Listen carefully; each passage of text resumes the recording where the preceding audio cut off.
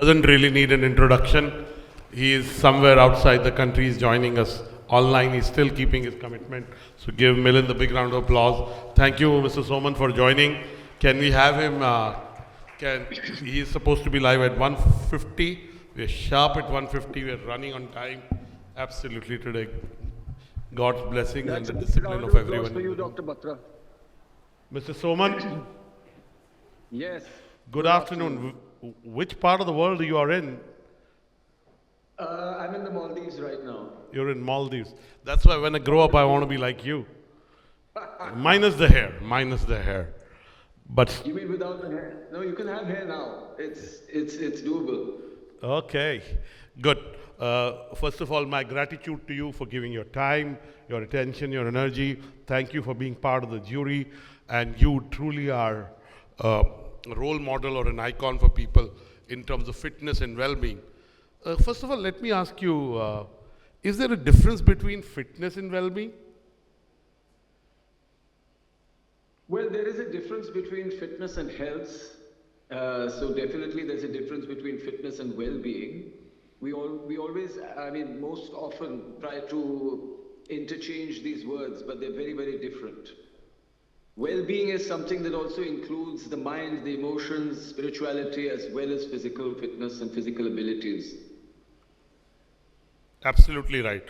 And I deal with CEOs, CXOs, founders of businesses. Some of them say, we are too busy. We don't get time to go to the gym. We don't get time to run. We don't get time for yoga. What would you say to them? I hear that all the time, and if they don't have time for themselves, I mean, what can anybody tell them?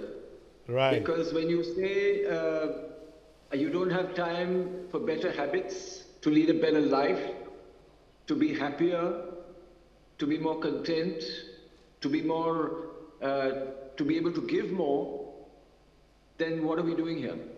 Absolutely. So I say that if you cannot be 100% yourself, physically, mentally, emotionally, you can never give 100% to anything, not to your relationships, not to your business, not to your job, not to anything. Totally with you. Now, give us 3 habits that you have adopted for lifelong fitness and well-being that, we have almost 150 people in the room that they can adopt. Some tips on health and well-being. But there are many habits that can be adopted that will improve your life, will improve the way you think, will improve you physically, emotionally. But I'd say number one to me, and this started very early for me in life when I was maybe in my teens, to develop better self-awareness, how my body works, how my mind works, and to understand those things. What are the weaknesses that I have mentally, emotionally, physically, and to work on those weaknesses. So that, according to me, is something as a habit one must build.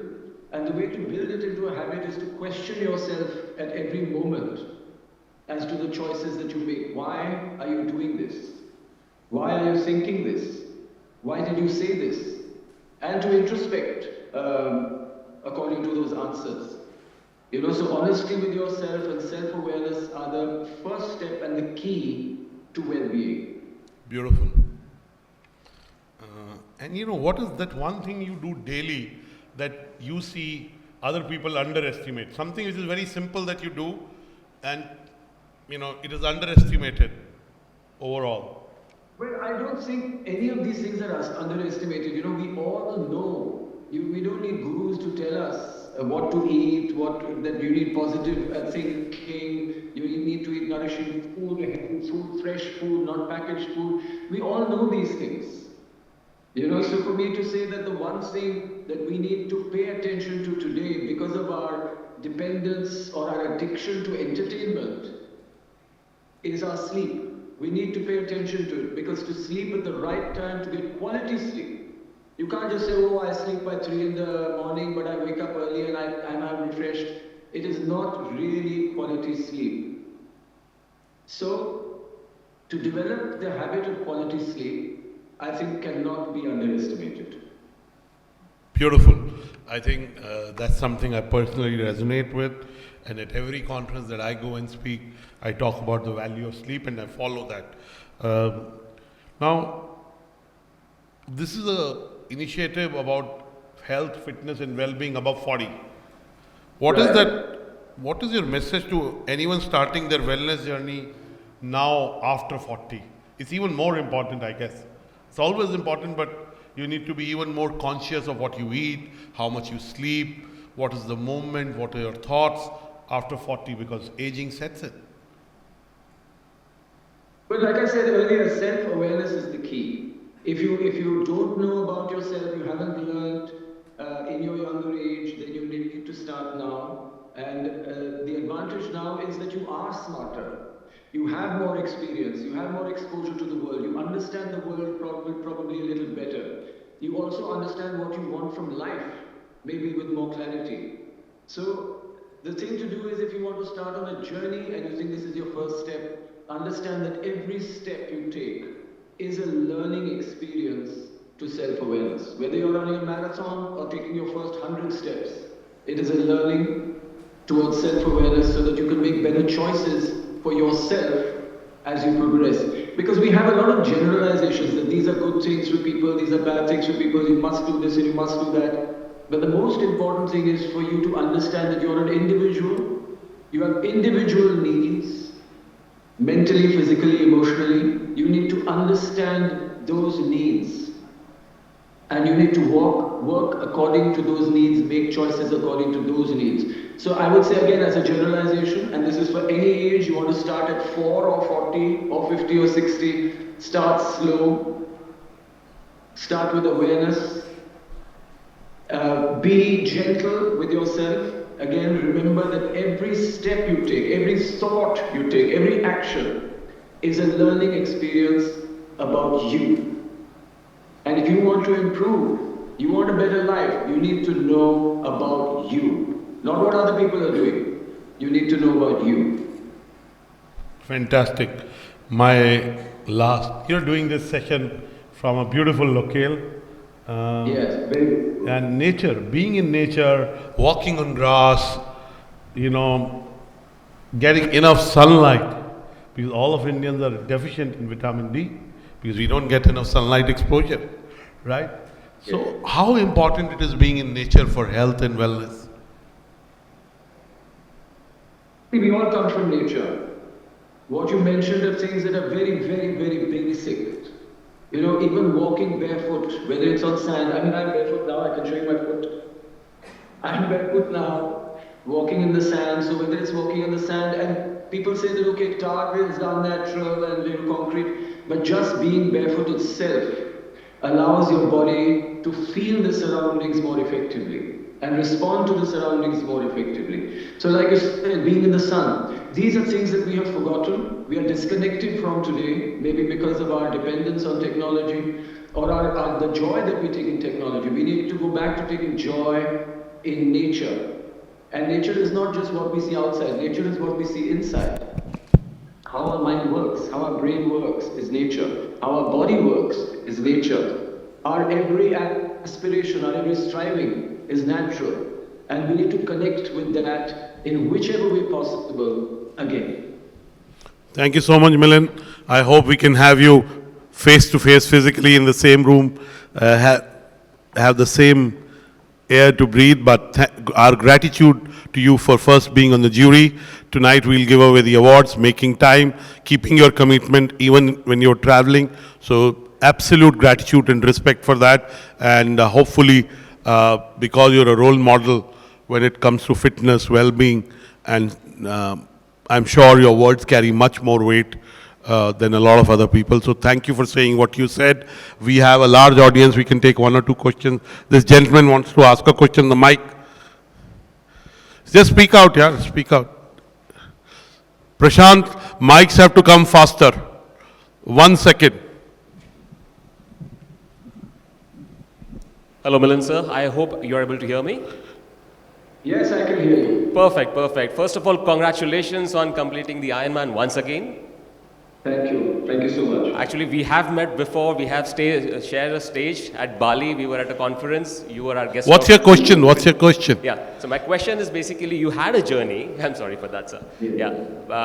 My question is that you have given up on smoking a couple of years back. You have an exceptional supporting wife. You have exceptional supporting mother, and you have practicing wellness for over 2 decades now. So every day we have to take a decision on practicing fitness. So what are the key pillars you would recommend that everyone of us should practice? What's your name and what do you do? My name is Aditya. I own a firm, wealth management firm, which practices fitness in health, Thank you. wealth, and finance. Got it. Yeah. Thank you. Mr. Soman. Okay, so just a couple of corrections there. I stopped smoking 25 years ago. Great, sir. I am a fellow Ironman, by the way, sir. I am a fellow Ironman. You have inspired me. Congratulations to you too. Thank you, sir. And my fitness journey, so I've been in it since I was a child, so it's more than 50 years now, which has given me a lot of experience for myself, which I'm grateful for, and also to my parents because they encouraged it. And yes, my wife, because she wanted to do the Ironman, I did the Ironman again to accompany her. And so very supportive. And my mother, of course, has always been inspirational to people of all ages. She's 86 today, she's still hiking. She does yoga every day, she skips. And skipping is something that is not usual when you're above 80. So yeah, it is, I mean, I would say, very, very lucky and in a good place. I think there are 4 very simple things that you need to pay attention to. One, as I mentioned earlier, is sleep, quality sleep. Second is quality food, and I won't go much into that. It's basically, I believe that home cooked, fresh food is the best and most healthy food because you understand every ingredient that goes into it. Right. And that is important. The third thing is exercise, and I don't really see exercise as exercise. I never go to the gym. I see movement as something that is much more important. Right, sir. Because movement makes you understand what is important. Whether are you able to sit on the ground, are you able to sit and get up from the ground easily, comfortably? Are you able to have natural movements comfortably? That is important as you age. Then you can push yourself, of course. But natural movements that you're meant to do, that your body is equipped with, your abilities, you should not lose the abilities that you're gifted. Those are the first things. Thank you so much. Fantastic. Thank sir. you, Aditya. I am an award winner today, sir. And I promise to you, I've just turned 40. I'm going to copy your lifestyle word by word. Are you married? Step by step. I am married. I have a lovely wife. Don't copy everything. Okay? And I have a lovely mother as well. So I'll copy you sit. everywhere. Got it, Aditya. One more question, last question from the gentleman here. Get him a mic. Hi, Mr. Milind. My question is, What's your name? What do you do, sir? My name is Tirthankar Mukherjee. I represent a company called Fibroplastic M India Limited. We are a family limited company making EPC. Got it. Question. Mr. Milind, do you ever get sick? And the second question, how do you come out of that? With using natural means or go to the doctor? Good question. Okay, so all 4 of my grandparents were doctors. And I think what I learned from them is never go to the doctor. I mean, it doesn't mean that doctors are bad, it's just that keep yourself healthy, respect your body, respect your mind, have good habits so that you do not need to go to the doctor. So I'll tell you, and I must knock on wood at this time, that I'm never sick, not even a cold, not even a cough. Even if I do have a cold and cough, it will probably last for a day.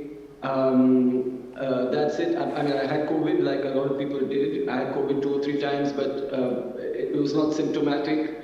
It was quite easy for me to get out of it. I think the biggest achievement that I had 2 of them. I mean, people talk about Ironman and running from Delhi to Bombay and all of that. But I think 2 of the biggest is, one, I've been the same weight from the age of 19 till now. That's more than 40 years, which is about 78 to 80 kgs. And the second thing is, after all the things I've done in sport, I have never ever had a sports injury. Wow. Even while running, Beautiful. Ironman, or doing Ultraman, or whatever I've done. I've represented India in sports, in swimming. I have never had an injury. And again, I attribute that to self-awareness. Thank you so much. What a positive message. Gratitude, God give you long life, and may you stay cheerful and energetic. Thank you.